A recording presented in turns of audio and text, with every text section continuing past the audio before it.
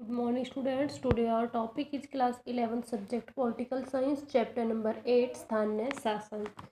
आज इस चैप्टर में जो हम टॉपिक करने वाले हैं वो टॉपिक होगा पंचायत समिति।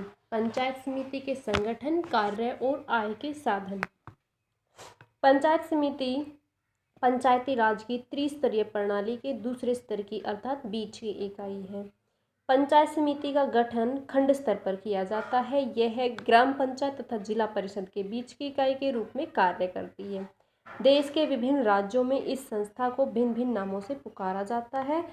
आंध्र प्रदेश में पंचायत समिति को मंडल प्रजा परिषद के विभिन्न राज्यों में इस संस्था को भिन्न गुजरात में तालुका पंचायत, कर्नाटक में तालुका पंचायत समिति, मध्य प्रदेश में जनपद पंचायत, पंजाब, हरियाणा, बिहार, उड़ीसा तथा महाराष्ट्र में इसको पंचायत समिति कहा जाता है।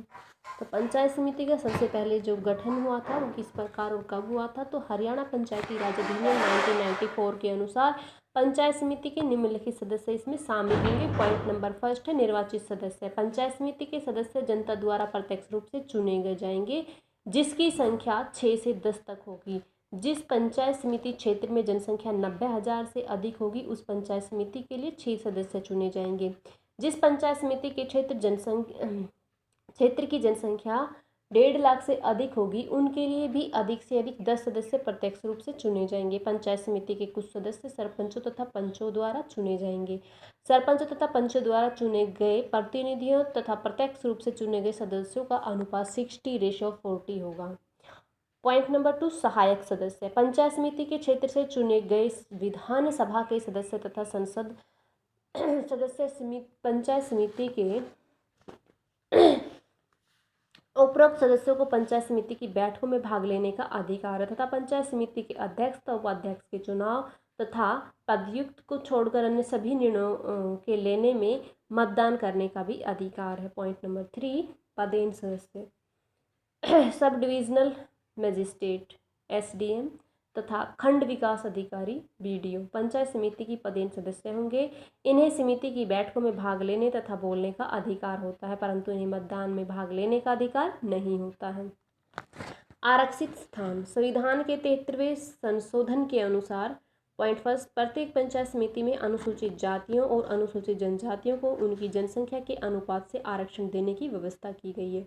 इनमें से 1/3 स्थान इन जातियों से संबंधित महिलाओं के लिए आरक्षित रह जाएंगे। पॉइंट 2 निर्वाचित सदस्यों की जो कुल संख्या है, कुल संख्या का 1/3 भाग यानी कि इनमें अनुसूचित जातियां और जनजातियों की महिलाएं भी शामिल हैं, महिलाओं के लिए आरक्षित रखा जाएगा। पॉइंट 3 पंचायत समिति में एक स्थान पिछड़े वर्गों के लिए आरक्षित किया जाएगा। इसके लिए वह वार्ड सुरक्षित किया जाएगा जिसमें इस वर्ग के सबसे अधिक लोग रहते हैं। योग्यताएं। पॉइंट नंबर फर्स्ट में भारत का नागरिक होना चाहिए, वो 21 वर्ष की आयु पूरी कर चुका हो, वह दिवालिया, पागल अथवा घोर अपराधी न हो, वह किसी भी सरकारी पद पर कार्य न कर रहा हो, वह अन्य योग्यताएं भी रखता हो जो सरकार द्वारा समय समय पर निश्चित की जाएंगी।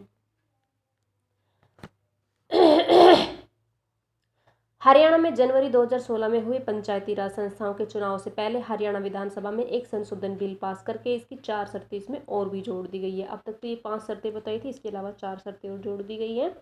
पॉइंट नंबर फर्स्ट महिलाओं व SC वर्ग के लिए शैक्षिक योग्यताएं 8वीं तथा बाकी सभी के लिए 10वीं पास और 5वीं पास दलित महिलाओं के लिए पंच पद के लिए चुनाव लड़ सकेंगी। पॉइंट 2 पर्चा भरने से पहले प्रत्याशी के घर में टॉयलेट होना जरूरी है। पॉइंट 3 सरकारी कर्ज, बिजली बिल समेत सभी सरकारी देनदारियों का भुगतान होना चाहिए। पॉइंट 4 10 वर्ष की सजा वाले गंभीर आपराधिक मामलों में चार्जशीट न हो। कार्यालय की बात करें तो पंचायत समिति का कार्यालय 5 वर्ष के लिए निश्चित किया गया है। सरकार इस अवधि के समाप्त होने से पहले भी भंग कर दे सकती है।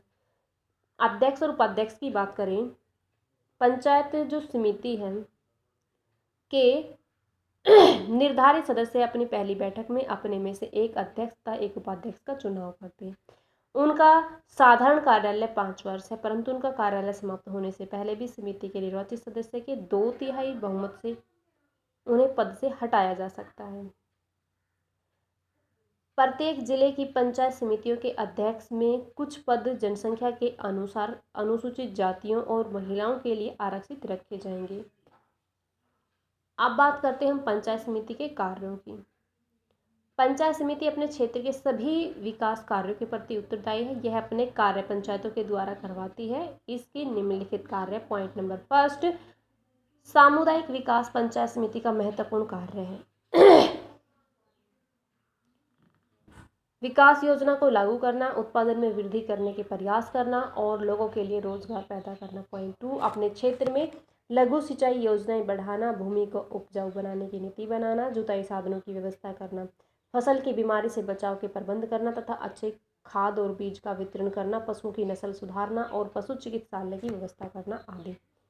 पॉइंट नंबर थ्री, स्वास्थ्य केंद्रों की स्थापना, संक्रामक रोगों के रोकने के लिए टीके लगवाना, प्लास्टिक गिरोह की स्थापना करना, पीने के पानी की व्यवस्था करना, सड़कों और नालियों का निर्माण अच्छे तरीके से करवाना या उनकी सफाई करवाना। पॉइंट नंबर फिफ्थ की हम बात करें तो कुटीर उद्योग, ग्रामीण कला, कारीगर विकास, प्रशिक्षण केंद्रों की स्थापना करना। पॉइंट नंबर फिफ्थ, पंचायती समिति के जो सभी उपयुक्त कार्य दिए गए हैं वो अनेक प्रकार के कार्य करती है, जैसे भवन निर्माण, आपातकालीन सहायता का वितरण, पिछड़ी जातियों के लिए विकास योजना बनाना, अल्प बचत और बीमा द्वारा धन जमा करने को प्रोत्साहन देना, पंचायतों के कार्यों का निरीक्षण करना, उनमें कार्यक्रमों को लागू करना, विकास अधिकारियों के कार्यों की जांच करना। अब पंचायत समिति के आय के साधनों के बारे में यहाँ पे हम बात करेंगे। तो पॉइंट नंबर फर्स्ट है, पंचायती क्षेत्र में लगाए स्थानीय कर का कुछ भाग पंचायत समिति को मिलता है। पॉइंट टू, इससे मेलों तथा मंडियों की आय प्राप्त होती है। पशुओं के मेलों में भाग लेने वाले पशुओं के मालिकों को ये शुल्क लेती है। पॉइंट थ्री, ये कई प्रकार के लाइसेंस भी देती है। पॉइंट नंबर फोर्थ, इसे राज्य सरकार की सहायता के रूप में भी धन मिलता है। पॉइंट फिफ्थ, समिति को अपनी संपत्ति से भी आय होती है। पॉइंट नंबर सिक्स, पंचायती राज जिला परिषद की अनुमति से और भी कर लगा सकती है और आय को बढ़ा भी सकती है। पॉइंट नंबर सेवन, उस क्षेत्र में इकट्ठे होने वाले लगान से भी कुछ पंचायत समिति को मिलता है। तो ये था हमारा आज का टॉपिक जो कि कंप्लीट हो गया है। ये कंप्लीट आपको राइट करना है, साथ साथ लर्न भी करना है। Thank you students, have a good day.